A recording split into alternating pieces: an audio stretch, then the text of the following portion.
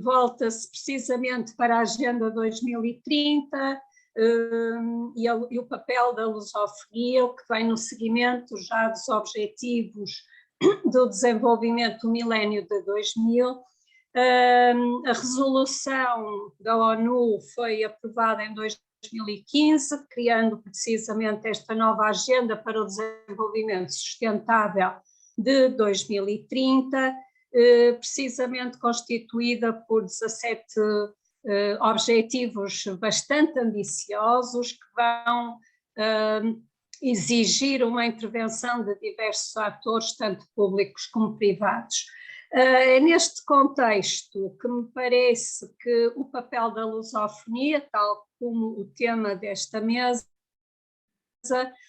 poderá contribuir para a concretização deste projeto e para dar resposta também a muitos desafios que venham no futuro. Assim, eu gostaria aos intervenientes, começando por Daniel Palau, de o apresentar. É o diretor do IGADI desde 2014. Coordena a investigação Uma História para o Século XXI, em torno da Lei Paz Andrade, é licenciada em Ciência Política pela USC e tem um Master em Cooperação Internacional e Desenvolvimento, assim como um Master em Cultural Management. A intervenção de Daniel, tal como me informou, será precisamente sobre esta perspectiva e evolução histórica em relação à Agenda 2030 e todos os esforços para o desenvolvimento sustentável. Depois apresentarei também o Wesley, a partir do momento que se junta a nós, assim como a Andrea, no momento das suas intervenções. Agradeço naturalmente o convite da organização deste congresso para moderar esta mesa e tenho muito gosto em vos conhecer, assim como estou convencida que poderemos desenvolver um debate bastante profícuo e com uma boa contribuição para o futuro da lusofonia. Sim, Daniel, se quiser então começar. Obrigado. Eu vou desligar o meu som. Correcto. Pois xa comezo coa miña intervención. A verdade é que o Instituto Galego de Análise e Documentación Internacional nasceu no 1991, xusto ao final da Guerra Fría, e cando a Galiza pois desenvolvía o seu estatuto de autonomía, non? A súa condición de nacionalidade histórica. Como falei na anterior sesión, non? Pois temos un perfil internacional moito suxerente, ligado á nosa diáspora, as nosas migracións desde o século XIX especificamente, tamén moito ligado ás conexões dos camiños a Santiago, o Océano Atlántico e o mundo celta, e os países de lingua portuguesa por esta historia partillada que temos coa Galaecia e coa lingua. A verdade é que no ADN do IGADI, que naceu no 1991, está a ligación co pensamento das Nações Unidas e iso é fundamental para entender pois, o conxunto do traballo que o IGADI desenvolve e desenvolveu ao longo da súa historia. Nese marco é que eu quería presentar agora a Agenda 2030, non de maneira moito sofisticada, senón coa intención de facer da mesma pois de entender a Agenda 2030 tanto desde unha maneira moito global como desde maneiras moito particulares. Así que vou agora partillar aquí pantalla, se consigo sin dificultades. Acho que estou no proceso de conseguir. Ainda non de todo. Acho que agora sí, non? Correcto. Bom, para cualquier coisa, cá estamos. O primeiro que quero é contextualizar a Axenda 2030 como un proceso histórico, como ben diz a Isabel, non? Un proceso histórico que ten séculos de historia, mas que no noso contexto actual debemos interpretar desde a Declaración de Dereitos Humanos desde 1948 e o desenvolvemento do sistema de Nações Unidas, das súas diferentes axendas e de como se organiza a sociedade internacional. Temos as Nacións Unidas como a pirámide do asunto, mas existen moitas outras organizacións internacionais envolvidas nas questões do desenvolvemento. Acho que non faz falla lembrar que as Nações Unidas edifícanse depois da grande traxedia humanitaria que foi a Segunda Guerra Mundial e tamén no contexto, desde Europa, no que comezamos o noso proceso de convertirnos en europeos. Alén de que teñan esta liña temporal máis ou menos presente na súa cabeza, há unha idea central que há que destacar, que há que ten a ver coa idea do desenvolvemento humano. Ese desenvolvemento que evolúe desde aquela dicotomía de países desenvolvidos e subdesenvolvidos até as últimas formulações do desenvolvemento humano que se inclúen pois outros dereitos nese proceso de expansión dos dereitos humanos. Este proceso ten, na última parte, na última década dos 90, xa co fin da Guerra Fría, no seu ser molo, pois os propios debates que están no mundo actual e a propia multipolaridade que a nivel de xeopolítica e de relacións internacionais a día de hoxe estamos a ver. Isto é relevante para entender o que é a Axenda 2030 máis alén das questões superficiais. No ano 2000, xa sen a Unión Soviética existindo, as Nações Unidas fixeron esta foto, naquele día fez con moito suceso, o maior pacto da historia da humanidade para lutar contra estes 8 obxectivos do milenio que se falaban na altura, acabar coa fame, educación para todos, igualdade entre sexos, mellorar a saúde das nais, reducir a mortalidade infantil, combatir o SIDA e outras doenzas masivas, cualidade de vida, respeto ao medio ambiente, todo o mundo traballando pelo desenvolvemento, Digamos, pasouse daquele discurso na que a Esther nos situou ao redor da construção do marco teórico e xurídico dos dereitos humanos na sociedade internacional a intentar concretizar os obxectivos desta sociedade internacional en 8 pontos moito concretos que fosen facilmente medíveis, avaliáveis, o cual tamén tiña fortalezas, levábamos décadas a falar dos dereitos humanos, moitas veces sin concretizar quais eran os avances e quais eran os retrocesos. Así que a Axenda 2030 é particularmente debedora do que foi a Declaración do Milenio e os obxectivos do milenio. Entre o ano 2013 e o 2015 houve tanto un proceso de conversa global patrocinado polas Nações Unidas como un proceso intergubernamental de debate e negociación para definir a Axenda 2030. Como poden imaginar, o mundo xa non era tan alegre, xa non era tan o mellor dos mundos posíveis como era no ano 2000. Xa houve o atentado das Torres Xemias en Nova York, xa houve a crise económica global do ano 2008, e xa esa multipolaridade que fora capaz de erguer a Declaración do Milenio estaba tendo máis presencia no que ten a ver coas negociacións no ámbito internacional. Así as coisas, no 2013 o que se procuraba era ter unha axenda máis, unha millor declaración do milenio, un millor definición dos obxectivos, mellores maneiras de medir os resultados de desenvolvemento, porque axábase que, aínda que houbera sucesos no proceso dos obxectivos do milenio, había outros erros, como, por exemplo, minimizar os obxectivos, só 8, entón, por iso agora, pois temos 17 máis concretos, e, bon, procurábase identificar a complexidade humana, non? Da maneira profunda máis facilmente accesible. Claro que estes 17 obxectivos que a Senda 2030 nos identifica pódense agrupar en distintas dimensões para facer a mesma máis perceptível.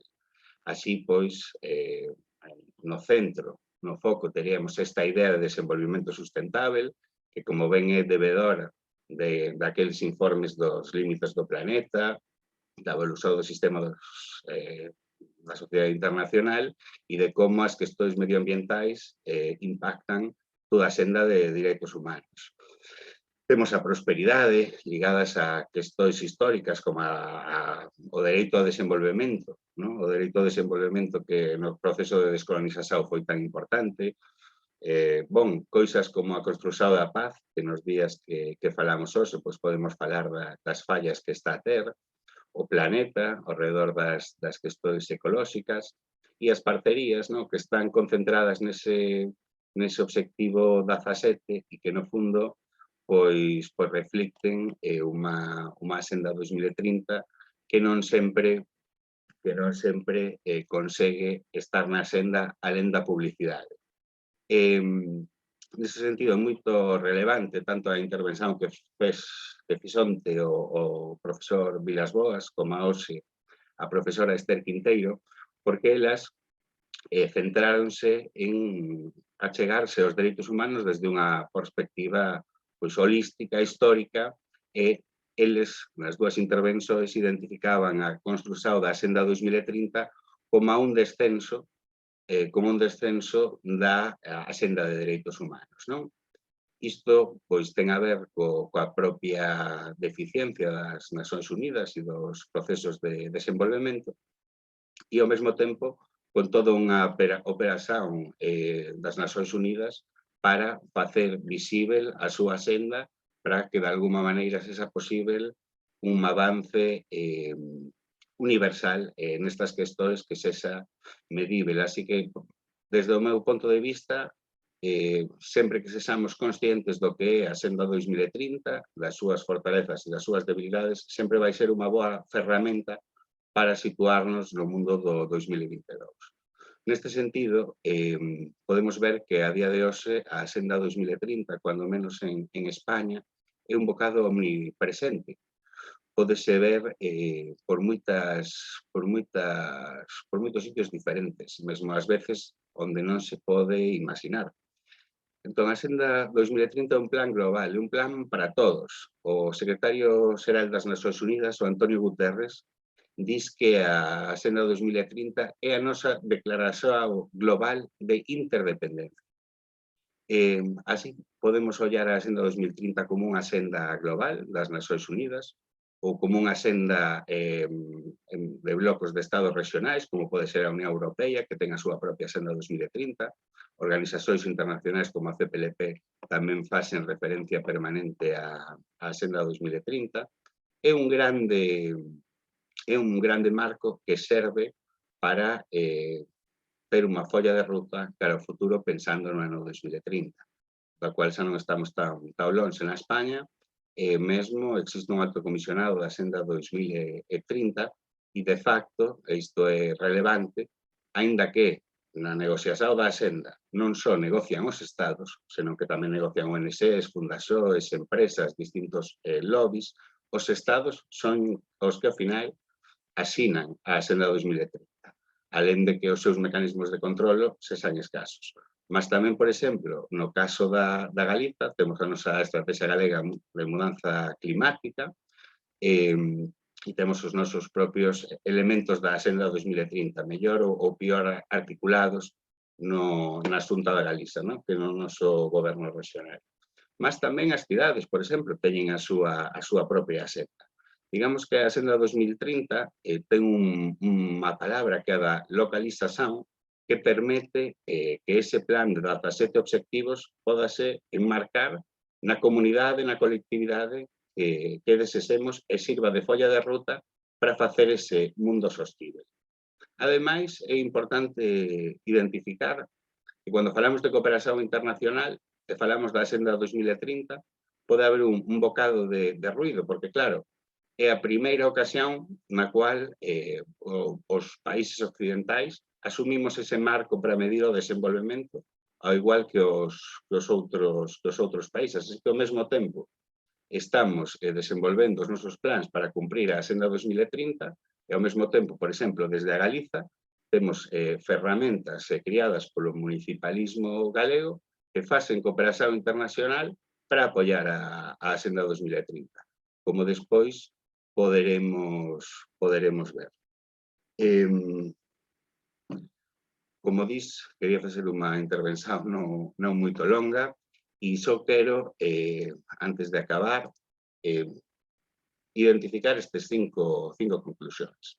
En primeiro lugar, ese elemento de proceso histórico aliñado ao proceso de fundación das Nações Unidas. Sería, se as Nações Unidas amañá produto das crises terribles nas quais está introducida desaparece, a Axenda 2030 perdería cualquier sentido. Tanto a Axenda como os 17 ODS é un proceso moito complexo de cooperación e conflicto entre os Estados, mas tamén entre moitos actores novos da sociedade global que antes non tiñan capacidade de introducir as súas axendas e de presionar aos Estados para que tomasen decisións multinacionais, ONGs, por exemplo, o obxectivo ao redor dos municipios, pois foron as propias entidades globais do municipalismo que situaron a axenda. Depois, evidentemente, a idea do desenvolvemento sustentável como conceito da prosperidade para o futuro. Cá existe un xiro onde a nova economía, ben ligada á industria verde ou á transformación digital, ten un papel central. É un proceso aberto, onde pudo participar todo o mundo na súa formulación previa entre o 2013 e o 2015 e a suma de esforzos e determinación de moitos actores diferentes, os Estados, por suposto, mas tamén cualquier cidadão. Esa posibilidade que ten de ser dun plan global a un plan para todos. E, por último, pois quería destacar o elemento da localización e da posibilidade que temos de, coa Axenda 2030, acotar os nosos esforzos a hora de conseguir unha folla de rota mínima ao redor da dignidade humana. Sen máis, aberto a que depois podan facerme algunha outra pregunta, pois até aquí chegou a miña intervención. Obrigado. Muito obrigada, Daniel. Penso que o Wesley já chegou, já se juntou ao grupo. Boa tarde. Boa tarde. Olá, boa tarde.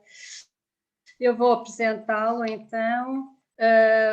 Wesley Sateles Guerra é membro associado do IGADI, coordenador do GALUS, o Observatório Galego da Lusofonia, PhD candidato em Sociologia e Mudanças da Sociedade Contemporânea, mestre em Políticas Sociais e Migrações pela Universidade da Corunha, mestre em Gestão e Planejamento de Cidades Inteligentes pela Universitat Carlemany e especialista pós-graduado em Relações Internacionais e Ciências Políticas. É autor do livro Cadernos para a Diplomacia, fundador do think tank SERJ, Centro de Estudos das Relações Internacionais do Brasil, e professor de Paradiplomacia na ENFRI, Escola Nacional de Formação em Relações Internacionais.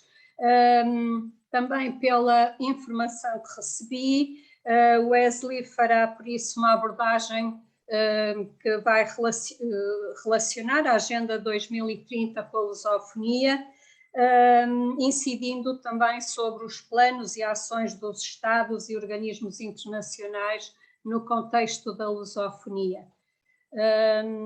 Não sei se faltará alguma coisa na minha apresentação. Nada, imagina, perfeito, perfeito. Completo. Poderá então, Wesley, para iniciar a sua apresentação, que agradeço. Eu vou desligar também aqui o meu som. Perfeito. Então eu vou partilhar com vocês a tela, né? Espero que ela já esteja visível, né? E hoje eu vou falar um pouquinho sobre as ODS, né? Os famosos ODS que o Daniel tão bem explicou, né? No contexto de Galícia, só que dentro do contexto da lusofonia, né? Eu quero dizer, porque eu sou bastante crítico com os ODS, mas eu quero dizer que eu sou um forte apoiador, né? Eu acho que dentro da crítica existe aí grandes possibilidades, né? Mas nós vamos olhar no como está o panorama dentro da lusofonia, né? Deixa eu só. Ai. Bom, a minha apresentação né, já foi feita, agradeço né, de ter coberto todos os pontos. Eu sou doutorando em Sociologia e Mudança da Sociedade Contemporânea, coordenador do OGALUS, que é o Observatório Galego da Lusofonia, né, e também mestre tanto em políticas sociais quanto em gestão e planejamento de cidades inteligentes. A gente vai falar bastante sobre esse tema, né, sobre o tema de cidades inteligentes. E o que eu venho trazer a vocês, esse tema do desenvolvimento sustentável. Palavra linda, maravilhosa, tão usada no discurso de todos os políticos, porém que não se transforma em realidade. Em nenhum país do mundo, embora nós temos algum que outro exemplo que tenha avançado bastante na agenda verde, mas nós sabemos que existe aí grandes desafios, né? O mundo não para, o planeta não para, o ser humano já está atrasado, né, para esse desenvolvimento. Nós já sentimos, eu estou aqui morrendo de calor em Ourense, né, uma cidade que é considerada, tirando o julho e agosto, uma cidade fria, né, sofrendo aí os impactos desse desenvolvimento. Então a gente vai falar um pouco. Mas o que é desenvolvimento sustentável? O que é essa palavra que todo mundo escuta uma e outra vez no discurso político, né, até mesmo das grandes empresas, grandes corporações multinacionais, e que a gente não acaba de ver, né, concretizado na nossa realidade, no nosso dia a dia. Tudo pelo contrário, sempre vemos os efeitos negativos, né, da falta desse desenvolvimento. De uma forma muito simples, a Comissão Mundial, né, sobre Meio Ambiente e Desenvolvimento das Nações Unidas, ela estabeleceu que o desenvolvimento sustentável é o desenvolvimento capaz de suprir as necessidades da geração atual, sem comprometer a capacidade de atender às necessidades das futuras gerações. É algo muito simples. É o fato de nós somos uma sociedade, vivemos em uma sociedade onde nossas necessidades são ilimitadas, porém nossos recursos são limitados. É a base da economia, independente de ideologias, de partidos ou religiões. Então, o desenvolvimento ele somente será sustentável uma vez que ele for capaz de suprir essas necessidades básicas, né? Vamos lembrar disso, e sem comprometer o futuro, as nossas próximas gerações, que elas têm um panorama bastante difícil. Eu não quero ser negativo em relação a isso, mas bastante complicado. Como bem o Daniel já repassou, né, a Nações Unidas ele estabeleceu 17 objetivos principais, né? Foi uma grande discussão, porque não existe, o ser humano ele é incapaz de chegar a um consenso mesmo sofrendo as dificuldades que todos sofremos, né, em relação ao aquecimento global, contaminação, pobreza, desigualdade, etc., né, as assimetrias entre os países, porém chegou-se, né, à conclusão de que são 17 as necessidades básicas, né, eu diria que básicas e os objetivos básicos que de fato é necessário para poder chegar, né, a uma conclusão do que são o desenvolvimento sustentável. Então, né, dentro desse contexto, as Nações Unidas ela estabeleceu 17 objetivos, que eu não vou falar um por um, porque o Daniel já fez uma ótima explanação em relação a isso, né? Esses 17 objetivos eles estão divididos em 169 metas, né? E em 232 indicadores. Em alguns lugares vão ver 244 indicadores que são os usados pela União Europeia, né? Indicador, gente, quanto mais melhor. Sou muito estadista em relação a isso, quanto mais informação melhor. Sem embargo, né, a nível global, são os 232 indicadores globais. Eles podem se dividir em 3 grandes áreas, né, na área econômica, na área de sociedade, na área de biosfera ou meio ambiente. Eu acho que é a primeira vez que, de fato, existe um pensamento global no qual nós vemos ali o círculo que envolve a economia tão pequenininho, né, o menor de todos, se a gente olhar o gráfico, né, e sociedade, segundo, e meio ambiente o maior, né? Eu acho que talvez reflete aí uma mudança até mesmo no paradigma e na nossa própria contemplação da realidade. Porque nós enfrentamos grandes mudanças globais e as ODS e a implementação, né, dos Objetivos de Desenvolvimento, eles enfrentam grandes dificuldades e grandes mudanças globais. Já sejam fatores internos e externos, né? Os fatores internos a gente vai ver dentro da lusofonia que de fato eles geram um grande peso. Recentemente tivemos uma pandemia global, né, o Covid-19 ou a Covid-19, né, muda o gênero conforme o país. Também nós temos novos alinhamentos globais, não podemos esquecer que nós temos uma mudança do eixo geoestratégico do Atlântico para o Pacífico, com o aumento da China como player global, né, juntamente com as outras economias asiáticas, uma revolução industrial, que é a Revolução 4.0, estamos numa nova etapa da Revolução Industrial, né, e a internalização dos acordos internacionais. Nós ainda temos uma grande dificuldade de internalizar. Então, dentro dessa minha crítica que eu faço do lindo discurso das Nações Unidas e até mesmo dos políticos, né, internamente, nós temos uma grande dificuldade de internalizar os acordos e os compromissos internacionais. E a ODS, né, ou os ODS, né, eles são simplesmente isso, um compromisso global que se obtém. Nós veremos, em alguns casos, muito concreto no caso do Brasil, como não sempre, né, o fato de você se comprometer, você cumpre, né? Então, nós vamos fazer um pequeno repasso, eu tenho muito pouco tempo, então eu decidi fazer um pequeno repasso de como está a situação dentro da lusofonia. Eu acho que é interessante nós termos essa amálgama que é o português, que junta países diferentes, culturas diferentes, religiões diferentes, regiões do mundo diferentes, para talvez quantificar de fato a adesão, né, dos Objetivos de Desenvolvimento Sustentável, as dificuldades que encontram os países, que vão além dos discursos da própria economia, da geração de PIB, geração de emprego, etc., né, e até mesmo contextualizam dentro das realidades continentais. Então, eu segui uma ordem alfabética, né? Eu acho que era a melhor forma de não entrar em conflito, né? Então, sem dúvida, nós temos aí Angola. Angola, dentro do que são os países, vamos lembrar que são 163 países que aderiram às ODS, não são os 202 países que formam o panorama global, que são reconhecidos como nações, né? Nem vou entrar nesse contexto, que gera muita briga, mas desses 202 Estados-nações, nós temos aí que são 163 países do que, de fato, aderiram a esse acordo. Então, dentro da Angola, nós tivemos aí grandes mudanças políticas recentemente, quem acompanha a realidade de Angola, uma diversificação de parceiros econômicos. Nós temos que lembrar a ausência do Brasil na Angola, isso é extremamente importante, nós vamos entender isso ao ver os dados do Brasil. O Brasil se recuou em suas relações com Angola, né, além de todos os demais membros da CPLP. Uma participação, por outro lado, bastante interessante da Angola na agenda global e de meio ambiente. A Angola ela gerou a rede de mulheres africanas e ela teve agora recentemente com a guerra da Ucrânia, né, um incremento da produção de petróleo. Então, se olharmos os indicadores, talvez nós não vemos grandes avanços no que é o panorama da Angola, né? Nós vemos aí que eles têm grandes desafios e têm se mantido estável, a maioria deles, em alguns houve uma série de retrocessos.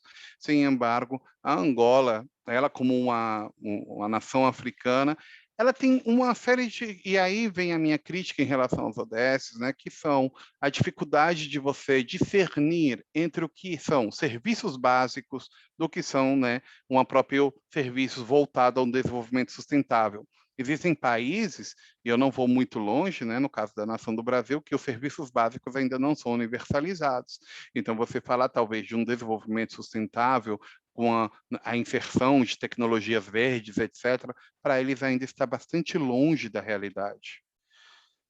Falando aí do meu país, né, do meu Brasil, né, bom, o Brasil, quem não sabe da situação política e ecológica do Brasil, o grande retrocesso que houve, sem partidarismo, são questões que são facilmente comprovadas através da estatística, ou através, eu falo muito simples, é muito fácil ver a realidade do Brasil através do fogo que queimou metade do Pantanal, a maior floresta úmida do planeta, e que também, né, atacou a Amazônia, e nós tivemos aí em São Paulo um eclipse, nós tivemos por primeira vez na história um eclipse de contaminação.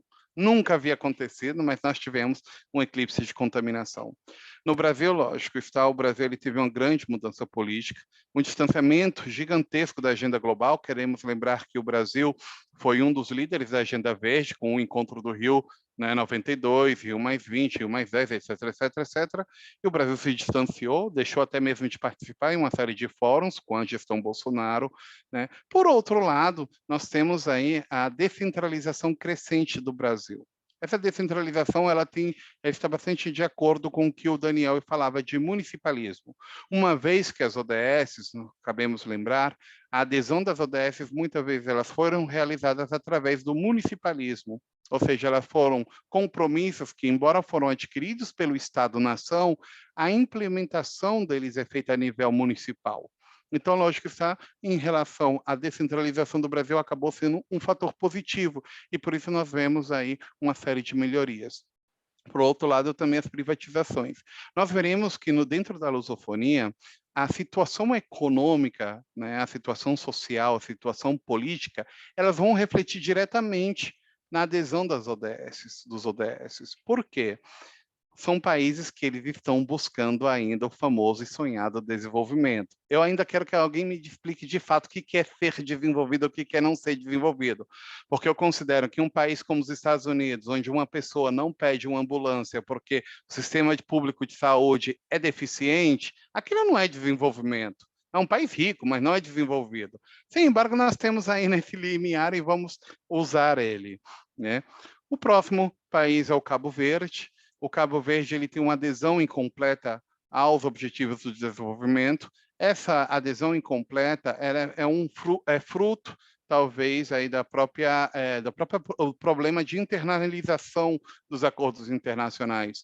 Embora alguns acordos internacionais, uma vez assinados pelos países, eles são automaticamente internalizados, no caso das ODS, ao haver uma implementação municipal, eles precisam haver uma legislação que trabalhe em relação a isso. Em Cabo Verde, como muitas das nações africanas, ainda é um processo em andamento. Então, por alguns setores e alguns objetivos, eles de fato têm caminhado e avançado em relação a isso, porém, ainda é algo bastante completo. Falta de transparência, infelizmente, é uma grande realidade dos países da lusofonia, né? Acho que o que está melhor é o Portugal, né? E também nós vemos aí, por outro lado, algumas mudanças em relação ao Cabo Verde, né? Esse acordo Cabo Verde-União Europeia, que em princípio ele se concentra nos visados, né? Mas também tem suas grandes relações a área tanto de turismo econômico, turismo industrial, etc., que as pessoas não conhecem esses termos, né? Turismo econômico e turismo industrial, porém eles existem, e também um acordo com a cooperação espanhola. Nós veremos o porquê eu coloco a cooperação espanhola um pouquinho mais à frente. Guiné-Bissau, eu tenho que fazer um recorrido muito rápido para não perder meu tempo. Guiné-Bissau, tá? Ela teve, talvez só perde para Moçambique em relação à instabilidade política, né? Quem acompanha a realidade política tanto de Guiné-Bissau quanto de Moçambique, nós vimos aí problemas de continuidade democrática. Logicamente, isso se reflete num problema de transparência, né? E também nós vemos aí um problema de adesão das ODS. Por outro lado, nós temos um estímulo das novas energias, né? E um aumento na participação da CPLP, por causas óbvias, né? Durante muito tempo ter levado aí a presidência. Então, lógico, é bastante interessante ver como as ODS, em sua transparência, em sua transferência para a realidade, elas acabam seguindo nada mais e nada menos que o alinhamento estratégico dos países. Ou seja, os países ainda não se debruçam nos objetivos de desenvolvimento como algo à parte, mas sim eles acabam inserindo eles dentro do que eles se visualizam como nação e da sua estratégia de nação. Talvez aí esteja o maior erro, né? Porque eles, dentro de suas políticas desenvolvimentistas, na grande maioria dos países, no caso da lusofonia, eles acabam tentando inserir os objetivos de desenvolvimento sustentável. E é muito difícil você compaginar, essa foi a grande discussão que houve tanto no Rio 92, Rio +20, como em Copenhague, que é justamente essa disparidade, essa simetria entre os países desenvolvidos, que estabelecem umas metas talvez inalcançáveis para os países subdesenvolvidos ou em vias de desenvolvimento, né? E uma coisa que o brasileiro ele sempre fala, né? Fala, pô, o europeu fala para conservar a Amazônia, mas ele acabou com todos os bosques da Europa, né? Então, tipo, eles são desenvolvidos graças a isso. É uma situação bastante complexa, ela leva um fator cultural, um fator político, um fator social, um fator econômico muito além disso. Moçambique, como nós já havíamos falado, né? Moçambique, lógico, nós temos aí uma crise do Cabo Delgado, né? Cabe lembrar que nós temos aí terroristas no norte de Moçambique, isso, lógico, está ameaça a instabilidade política, né? E, ao mesmo tempo, fomenta uma perda de investidores. A perda de investidores ela é fundamental para a consecução das ODS. Por quê? Nós estamos em realidade globalizada, financiarizada. Acreditar que um país de forma autônoma pode cumprir com os objetivos de desenvolvimento das Nações Unidas é realmente ignorar a realidade política e econômica do planeta. E no caso de Moçambique, a ausência de empresas brasileiras e a adesão de empresas chinesas, fundos de inversão chinesas, tem dificultado a própria adesão de Moçambique dentro do que são as políticas de desenvolvimento sustentável. Então, sempre vemos aquela contínua guerra, acaba continuando sendo o mesmo, né? A guerra do produtor com a guerra do ambientalista, por assim dizer, né? Portugal, já estou terminando, são poucos países, né? Portugal, nós temos aí, talvez seja dentro da lusofonia, de fato, é o melhor país posicionado dentro dos objetivos. Eu sempre falo para os meus amigos portugueses, é importante você estar de fora para ver os avanços de Portugal. Primeira vez que eu estive em Portugal foi no ano 98, estive agora faz um fim de semana passado, em Aveiro. O avanço de Portugal é impressionante como Portugal tem avançado. Portugal ele tenta, né, de se adequar às metas e à agenda verde da União Europeia. A União Europeia, nesse caso, ela joga a favor, né, dessa transição, né? Por outro lado, ela tem uma mudança da matriz energética. A gente vê como isso é importante agora com a guerra da Ucrânia, né? Programas e políticas sociais, por uma continuidade que houve política de Portugal, né? E também Portugal enfrenta novos fluxos migratórios, a grande maioria são países da lusofonia, né? Que sempre falo brincando, os brasileiros estão invadindo Portugal. Mas, de fato, Portugal tem avançado bastante, né? E eu acho que basta olhar os números de Portugal. Eu coloquei o link, como eu tenho muito pouco tempo, depois eu disponibilizo a apresentação, ou quem quiser entrar em contato comigo, e eu encaminho, vocês podem olhar ou me perguntar, e aí a gente entra em detalhe em cada um dos pontos, tá bom? Depois nós temos Santo Tomé e Príncipe, que todo mundo esquece, que é uma nação lusófona, né? Eu sempre falo que o maior problema de Santo Tomé e Príncipe talvez não seja só o problema, né, da adesão às ODS, que é um problema bastante comum, né? Mas sim a sua baixa participação internacional. A sua dificuldade de fato, participar de uma agenda internacional, participar dentro da agenda verde. A agenda verde ela é tipo o setor mais elitista dentro da agenda internacional, né? Os países se comunicam muito mais por temas de negócios, comércio, turismo, né? E o meioambientalismo fica meio que à parte. Sem embargo, eles até que estão bem posicionados comparado com outros países que a gente já viu dentro da lusofonia.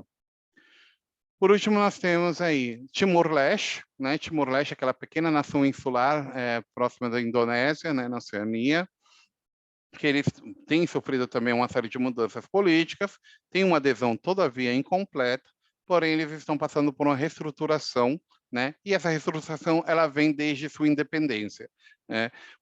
Eles têm uma grande dificuldade que é a distância de parceiros lusófonos. Por quê?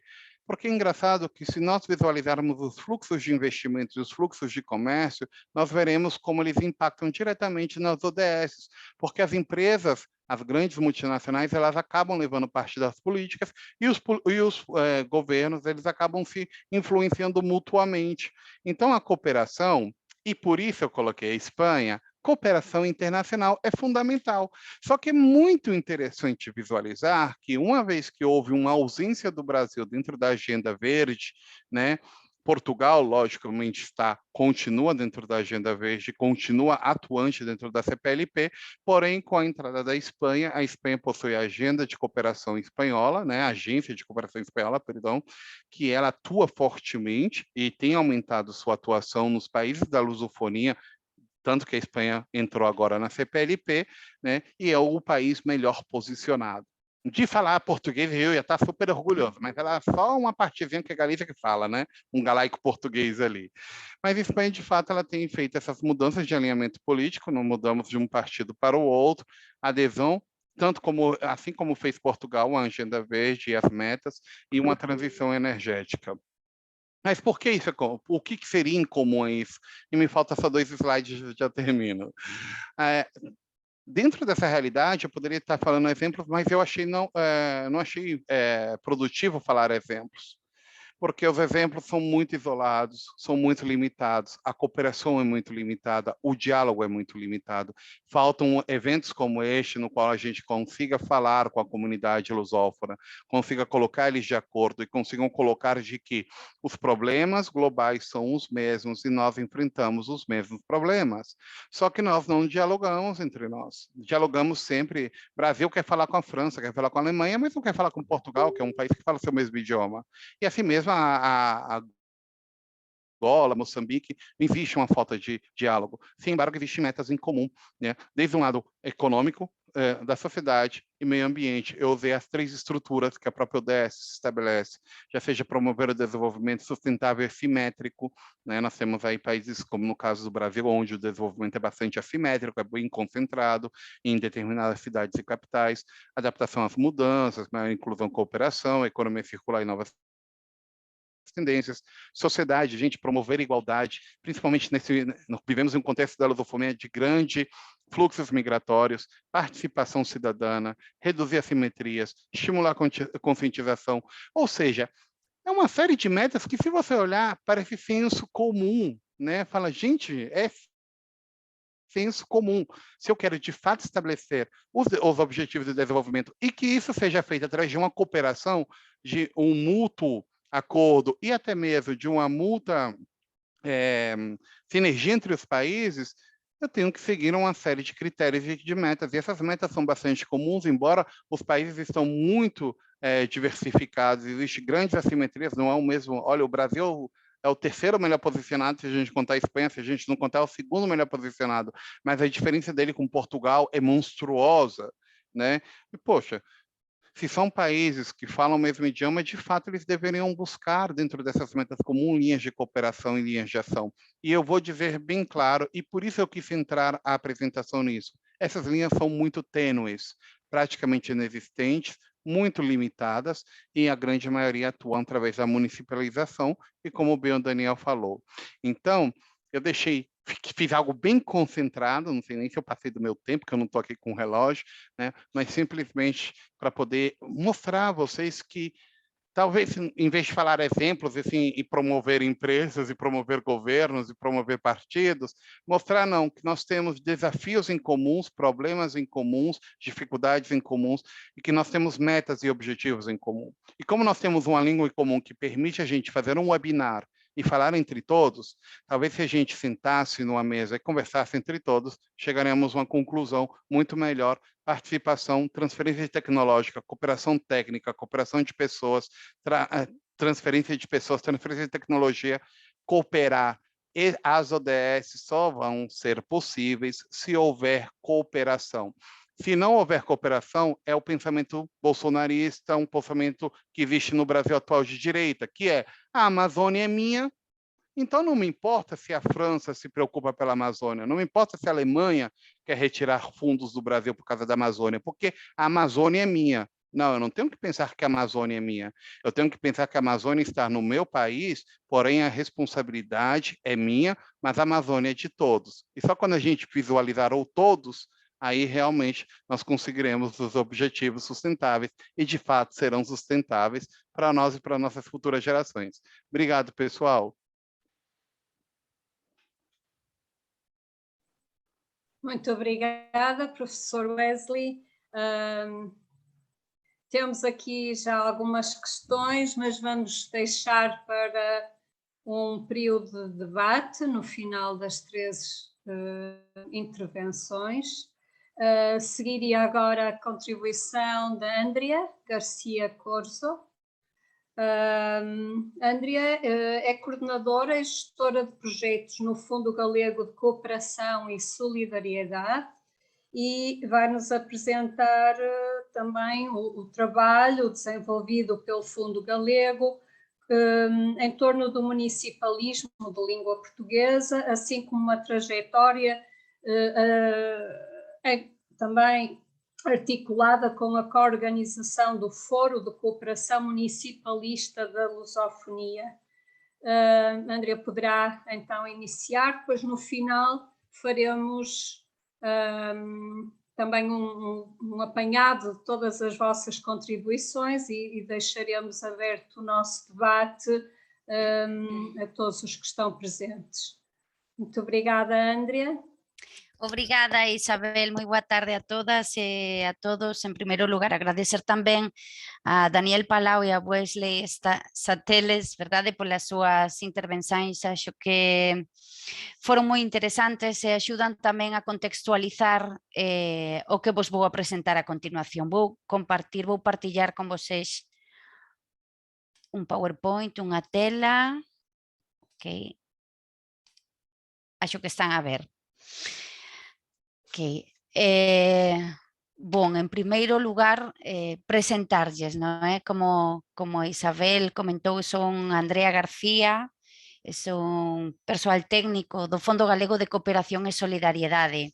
Mais que o Fondo Galego? O Fondo Galego é unha asociación do poder local galego de municipios e deputacións de Galicia que teñen por obxectivo contribuir á erradicación das desigualdades norte e sur, ou seja, a contribuir á erradicación das desigualdades a nivel global. Nestes momentos somos 103 entidades socias, municipios, 100 municipios e 3 deputacións. Deputacións é unha unidade de descentralización diferente ao municipio, non? Que é un caso peculiar que se dá en España. Bueno, máis de 170 proxectos de cooperación ao desenvolvemento apoiados en máis de 20 países. Cales son os obxectivos, non? E a partir dos obxectivos vamos coñecer tamén en que actividades se enfoca o Fondo Galego de Cooperación. Pois o primeiro deles, contribuir ao desenvolvemento dos países e comunidades do sur global, ou seja, apoiar proxectos de cooperación internacional ao desenvolvemento. No? Nestes momentos os países prioritarios para a cooperación do Fondo Galego son os países de lingua oficial portuguesa, máis Nicaragua, Cuba e Perú. Tamén promover unhas administracións locais e unha cidadanía galega sensibilizada, concienciada e comprometida, porque bueno, a cooperación ao desenvolvemento non só é o traballo que se fai nos países do sur global, sino tamén hai un traballo igual de importante por facer aquí, non? Nos países do norte, nas sociedades supostamente desenvolvidas, non? E neste contexto no que vivimos actualmente, pois se cadra este traballo é aínda máis pertinente, especialmente importante, sobre todo a raíz, no, do rexurdimento, diríamos, de novas voces que critican ou que poñen en entredito a cooperación ao desenvolvemento ou a solidariedade con terceiros países.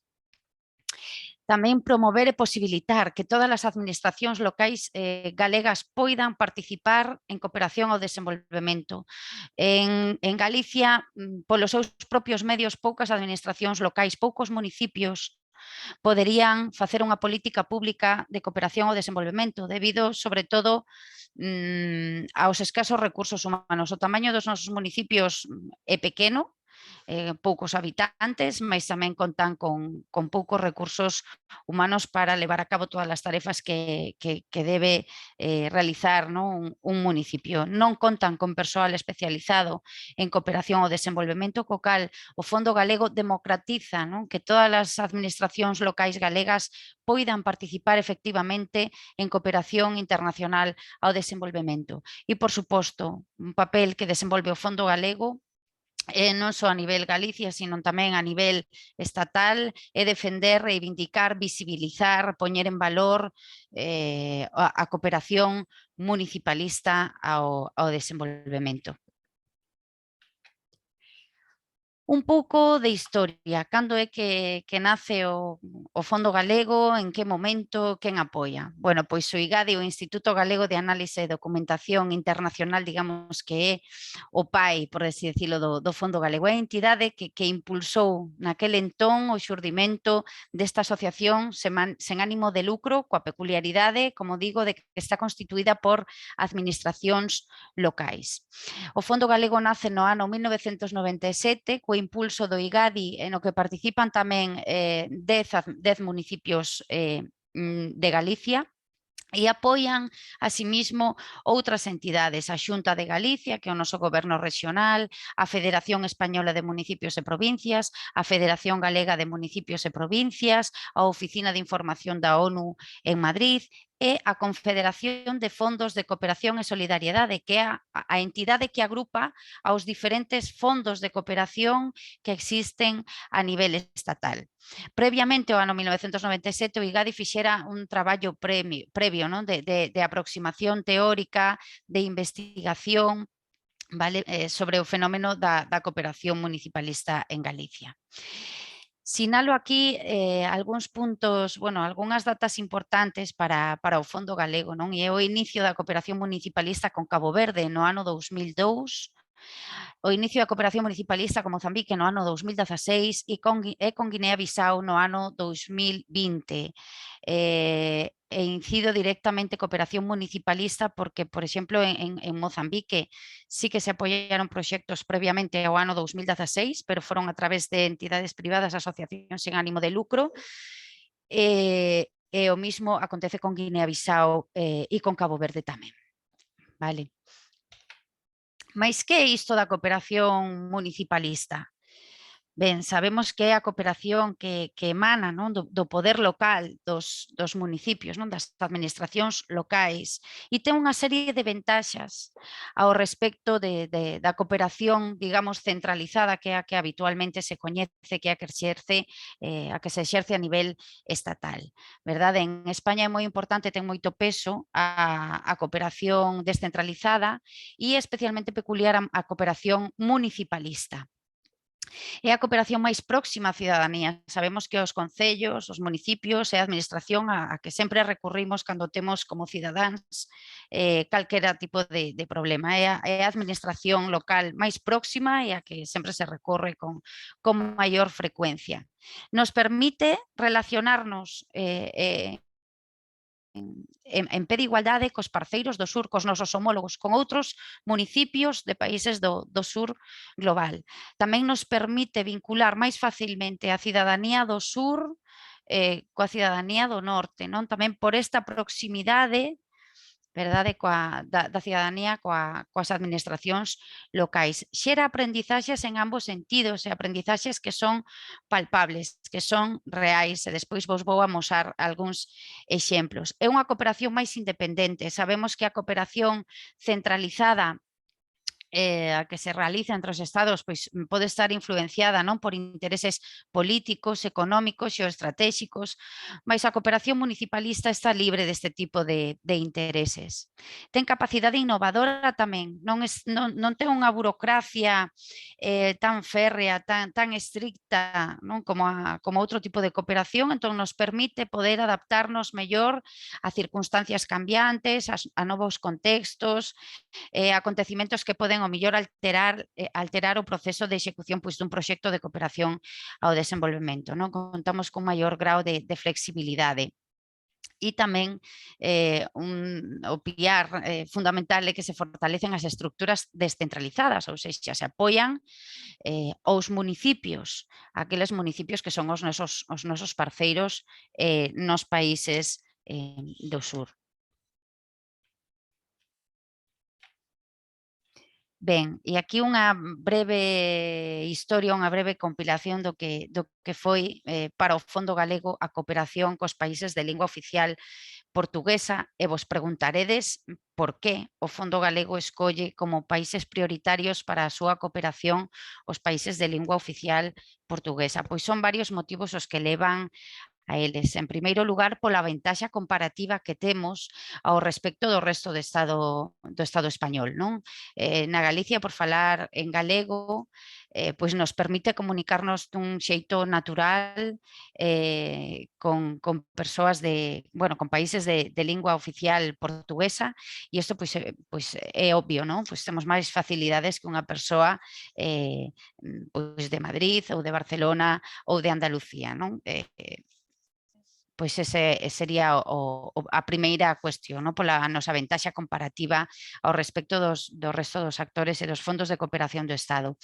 Por outra banda, dáse tamén a casuística de que algúns destes países presentan un índice de desenvolvemento humano baixo, moi baixo, concretamente dous deles están entre os 10 últimos postos do índice de desenvolvemento humano, como é Mozambique e Guinea-Bissau.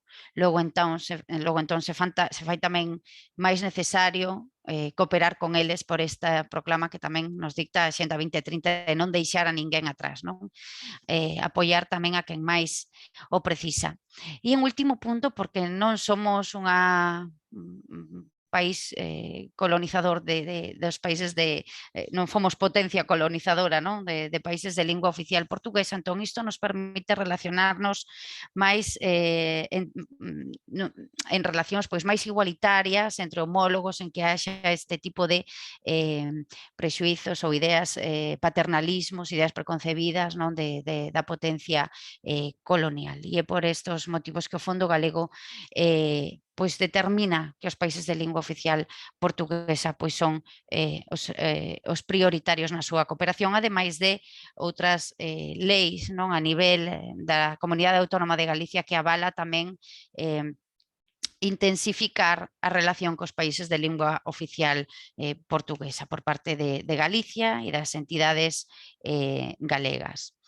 Entón, en Cabo Verde iníciase a cooperación no ano 2002, o noso parceiro natural é a Asociación Nacional de Municipios de Cabo Verde, levanse apoiado 26 proxectos de cooperación ao desenvolvemento e tamén 18 persoas galegas viaxaron a Cabo Verde para ofrecer cooperación técnica, que tamén é unha cooperación, é unha ferramenta na vanguarda e innovadora, non? Da cooperación municipalista, que é ofrecer apoio técnico, asistencia técnica naquelas cuestións onde os nosos parceiros pois nos solicitan, non? Ou nos solicitan apoio, non? Pois neste sentido, pois xa van 18 persoas que viaxaron a Cabo Verde. De salientar tamén un intercambio que houbo no ano 2008 para a promoción da participación das mulleres na política municipal en Cabo Verde, onde intercambiaron experiencias vereadoras e vereadores de Galicia con vereadoras e presidentes de Cámara e demais de Cabo Verde.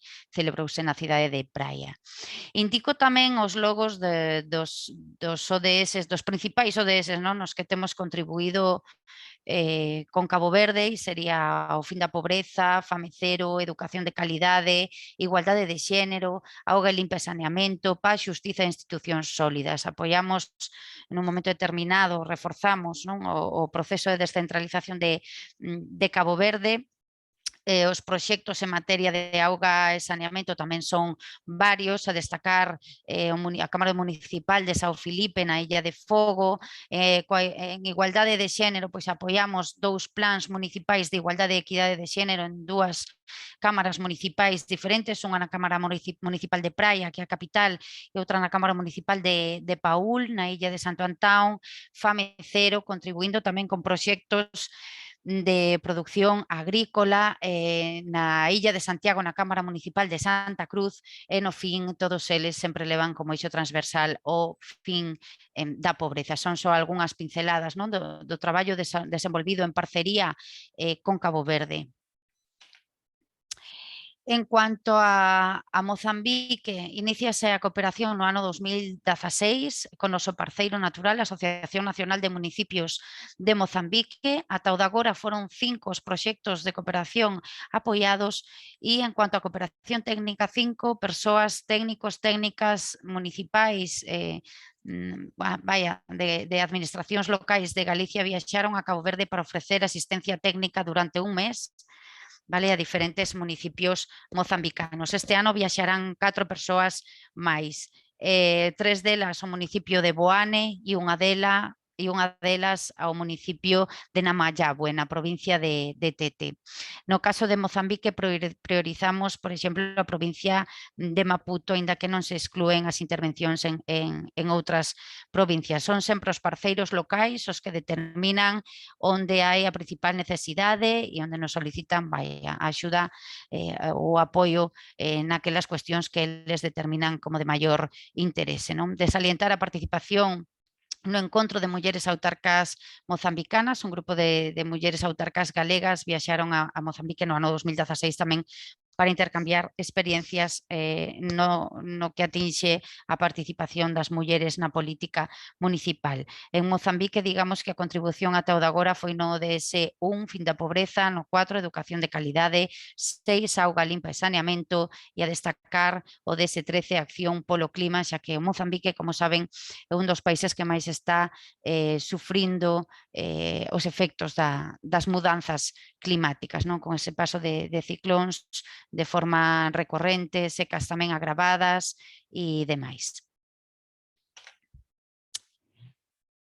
Guinea-Bissau iníciase a cooperación dun xeito moi recente no ano 2020. O noso parceiro o Goberno Regional de Cacheu, como saben, en Guinea-Bissau ainda non hai un proceso de descentralización a nivel municipal, polo tanto, o noso parceiro, neste caso, é o Goberno Regional de Cacheu, e até o de agora levamos apoiados 2 proxectos de cooperación ao desenvolvemento, principalmente no que atinxe abastecemento de auga, mas tamén un proxecto de emerxencia a raíz do impacto da pandemia, da crise do coronavirus, que a través do cal aportamos axuda alimentaria a aquelas familias e persoas de maior vulnerabilidade da rexión de Cacheu.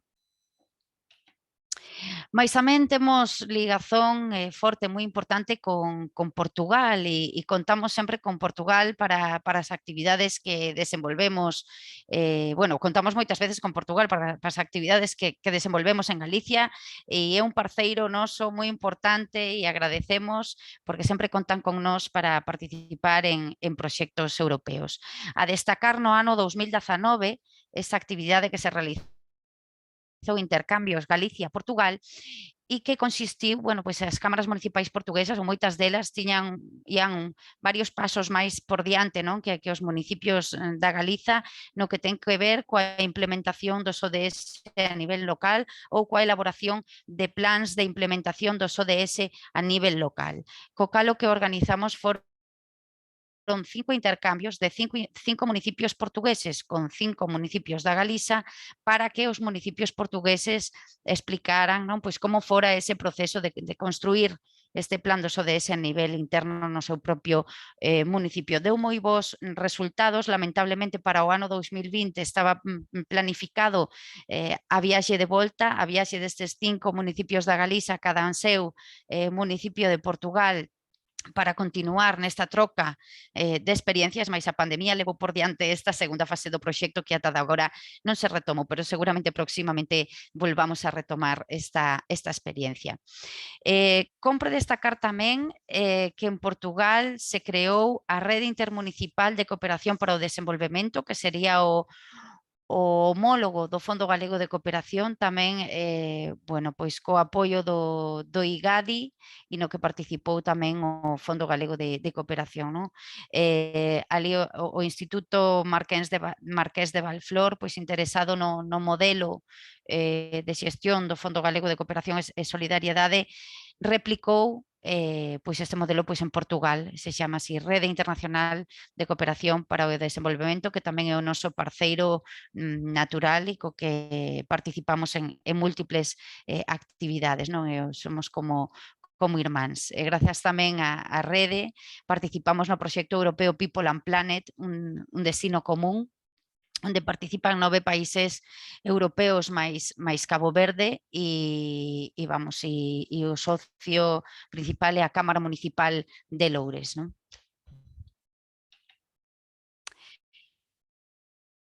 O traballo do Fondo Galego coa lusofonía, alén de que os países de lingua oficial portuguesa sexan prioritarios, non, para establecer relacións de cooperación ao desenvolvemento, pois tamén nos levou a lanzar neste ano 2019 o primeiro foro. Aí vedes que non leva título o cartel porque non sabíamos se ia ter continuidade ou non. Pero certo que no ano 2019 se realizou este foro da cooperación municipalista da lusofonía que agrupou a máis de 80 persoas de autoridades, provintes de Angola, de Cabo Verde, Brasil, Galicia, Guinea, Bissau, Mozambique, Portugal e São Tomé e Príncipe, todas elas representantes de gobernos regionais ou locais.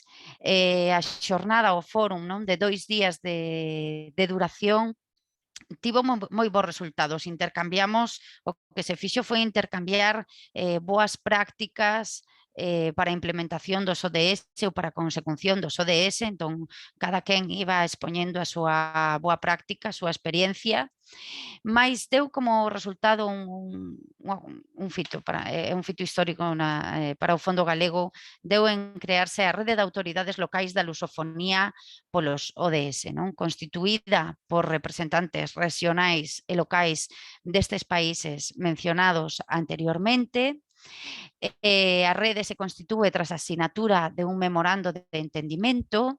Este memorando de entendimento que ven a decir que, que as entidades asinantes se comprometen ao intercambio de experiencias no que atinxe o cumprimento dos ODS e a súa implementación, tamén para realizar proxectos conxuntos e, en calquer caso, temos unha base de datos elaborada e, en calquer caso, para poder consultar, solicitar apoio técnico e demais cuestións relativos ao traballo conxunto e global a prol da consecución dos ODS. Pois esta rede de autoridades locais da lusofonía polos ODS constituíuse no ano 2019 e polo de agora sigue en marcha. No ano 2020, esta rede de autoridades locais o que acordou tamén realizar este fórum con carácter anual, pero o 2020 se levou por diante esta pretensión, esta esperanza, esta ilusión de realizar o segundo foro da cooperación municipalista en Lisboa, porque a UCLA, a Unión de Cidades Capitais de lingua portuguesa, a UCLA se ofrecera como anfitriona para recibir o segundo foro da cooperación municipalista da lusofonía, mas no ano 2020 non puido ser por causas evidentes. Logo entón se realizou no ano 2021 na Cámara Municipal de Praia, tamén auspiciado pola UCLA, e nun formato híbrido, presencial e virtual, non? Foron unhas datas 25 e 26 de novembro, como vedes aquí, o fórum foi a unha temática, a un tema moi concreto, o punto focal, non? A localización dos ODS tras a COVID-19, unha mirada desde o xénero, ou seja, como foi o impacto no xénero o paso o transcurso da pandemia e como vedes aí unha fotografía da delegación, dunha parte da delegación galega co secretario xeral da UCLA, Víctor Ramallo. O terceiro foro este ano vai ser en Cabo Verde e será nun mes. Así que, bueno, estades as persoas interesadas en asistir, estades, por suposto, interesadas, estades, por suposto, convidadas, perdón. E o terceiro foro, a temática será a transición digital dos territorios, e a temática que escolleu Cabo Verde, que é o anfitrión dese terceiro foro. O anfitrión, sei que de alguna maneira, pois, en consenso, non, co resto da rede de autoridades locais da lusofonía polos ODS, se decide, mas o anfitrión é o que propón o tema focal. Neste caso, Cabo Verde puxo enriba da mesa a cuestión da transición digital dos territorios, que é unha cuestión moito importante, sobre todo tamén desde o punto dos dereitos humanos, non é? Porque como é esta transición digital, cuántas persoas quedan atrás, é excluinte, non? Como podemos facer para que non sexa así?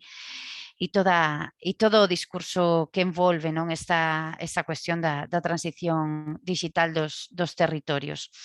Vais a celebrar os días 7, 8 e 9 de xullo da presente anualidade en Mindelo, na localidade de Mindelo, na illa de São Vicente. Se queredes máis información, podedes consultar na nosa página web www.fondogalego.gal. E ata aquí, para compensar tamén a intervención do meu compañeiro Wesley, a miña intervención vai quedar aquí tamén aberta ás vosas preguntas. Moitas grazas, obrigada. Muito obrigada, Andrea. Eu vou só fazer uma pequena abordagem muito geral sobre as vossas contribuições, desde a do Daniel, que nos apresentou um amplo contexto global da evolução da cooperação no sentido da sustentabilidade, uma nova preocupação que envolve dinâmicas transversais, articulação entre atores e o importante e determinante papel do poder local, no fundo, dos atores a nível local. Wesley também nos apresentou, já no contexto específico do desenvolvimento sustentável, que considera que é algo que não se torna real, nunca se concretiza, dificuldade em enfrentar, por isso enfrenta precisamente inúmeros obstáculos, difícil consenso entre atores, o poder público, os grandes decisores, e apresentou-nos também, caso a caso, as grandes mudanças e medidas que foram sendo tomadas em cada um dos países lusófonos. Aqui também, mais uma vez, nos mostra que, por falta de vontade política, muitos destes objetivos dependem precisamente das ONGs, sobretudo nos países que referiu. O poder, sempre o processo a nível local mantém-se, no fundo, como um ponto comum nas três intervenções. Andrea, através de uma ampla também apresentação, exaustiva apresentação do Fundo Galego de Cooperação e Solidariedade, mostrou-nos também a ampla atividade que tem sido desenvolvida através da cooperação municipalista, mais uma vez a necessidade da descentralização e dos atores a nível local, tendo-nos dado também referências importantes a nível de exemplos de parcerias e cooperação já desenvolvidos com Cabo Verde, Moçambique, também o caso da Guiné-Bissau e, naturalmente, esta relação próxima que existe entre Portugal e a Galiza. Temos aqui, por isso, um bom exemplo de intervenção no terreno, envolvendo diversos atores de forma mais próxima aos cidadãos e à sociedade civil.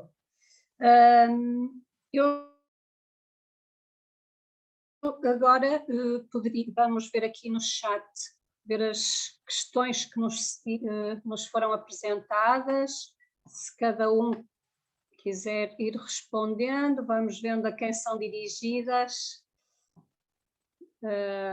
Salete, interessante a exposição, parabéns pelas intervenções.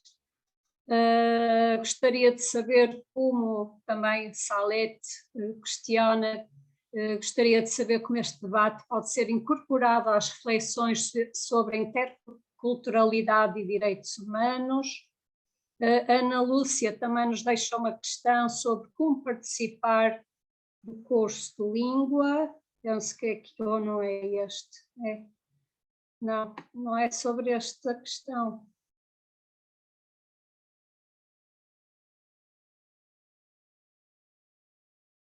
Esta é a primeira mesa. Esta é a primeira mesa, desculpem.